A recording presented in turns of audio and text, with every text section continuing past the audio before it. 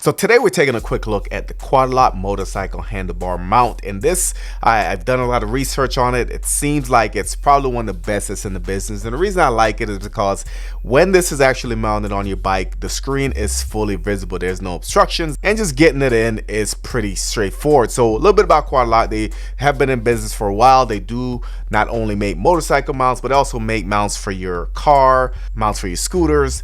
They have armband mounts, and the cool thing about the quad lock system is that you have the mount, but it also requires you to use a phone case that comes along with it. So for me, I have the S22 Ultra, so you can see there the phone case, and the mount goes directly into the back and it snaps in, and with that you have the flexibility of using portrait or landscape. Also, this works for both your iOS and your Android device. So today I'm gonna unbox, set up, and test the quad lock case. If you guys are new to the channel, subscribe.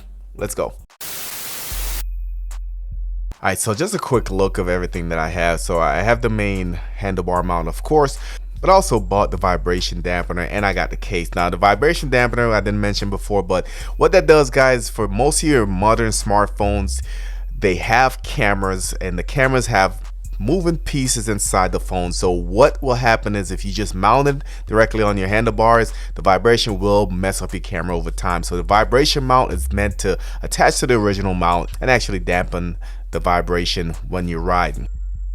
So in the box we have an Allen key, we have two rings, and you use them based on the circumference of your actual handlebar or your mountain surface. So two different thicknesses, one of them should work for you.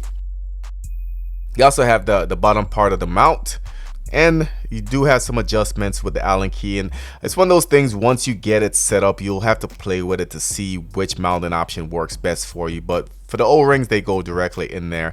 And on the top you have the actual locking mechanism, and when seated properly, it shouldn't move. Once you set it up to where you need it, it should pretty much stay in place. You can see it tells you there to remove the sticker before usage. So as far as setting this up, pretty straightforward. You put it how you want it. You can put the lever to the left, right, up or down, whatever you want to do, and then you screw it in. Also in the box you get some stickers, so if you wanted to proudly display quad lock, you can go ahead and do so. So let's go ahead and get the vibration dampener out of the box. So like I said, guys, for me this is a $1,700–1,800 phone, and really don't feel like destroying it on the bike ride, but the vibration dampener was definitely one of those things that I wanted to get. And just to let you know, there's also a wireless charging adapter that you can put on this, and I'll probably end up adding that here in the near future, but for now just the vibration dampener on the main mount. So here it is. Pull the Allen key out, and if you look closer, there are rubber grommets in between the both pieces, and when you move it, you can actually see that it moves around to allow the vibration while you ride it. So the rubber adapter is going to be connected to the actual mount first, and then the clip and the locking mechanism is going to be mounted on top of that. Pretty straightforward.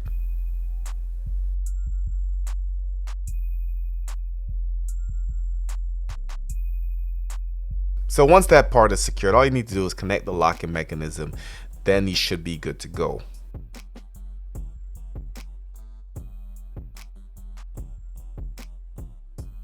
Alright, so push down, that's your release.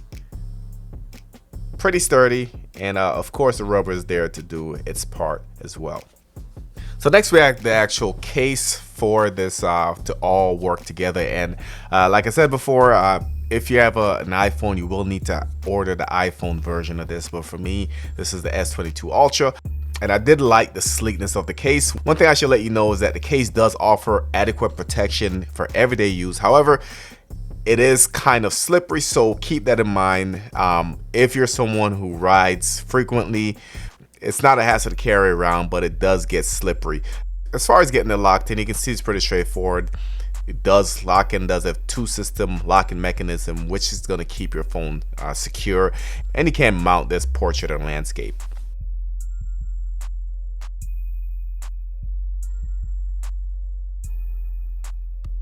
Alright, so getting it in is pretty straightforward, just like any phone case. Pop it in.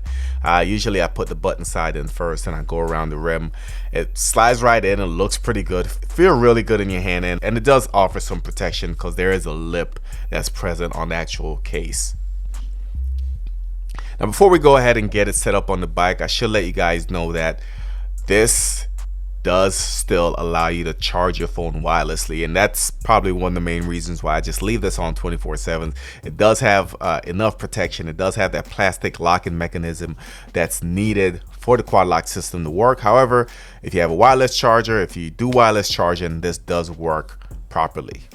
So here's where I mounted it on the actual bike, and you can see how I got it mounted. It centers my phone, and I mostly ride a landscape, so that's at least good. So my bike, of course, is a 2022 CB1000R. It is a naked bike, which means that there's not a lot of wind protection. So question is, how does this do while I'm riding? So no complaints while I'm actually riding, guys.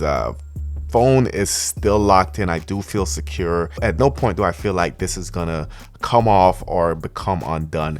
My only complaint with this is that sometimes it's hard to lock it back in if you've taken it out. So sometimes you have to feel for the hole, especially with motorcycle gloves on it. Sometimes it becomes too much. But besides that, this is a great addition. Like I said, I might be getting the wireless adapter in the future, but overall I think this is probably one of the best phone mounts that's currently on the market for your motorcycle. So if you guys have this on your bike, let me know what you think. Let me know if there's other phone mounts that you prefer over this one. Also comment, let me know which one it is. That way I can check them out and see if there's something better out there. Of course, if you're new, subscribe, hit the notification bell. Thank you for watching.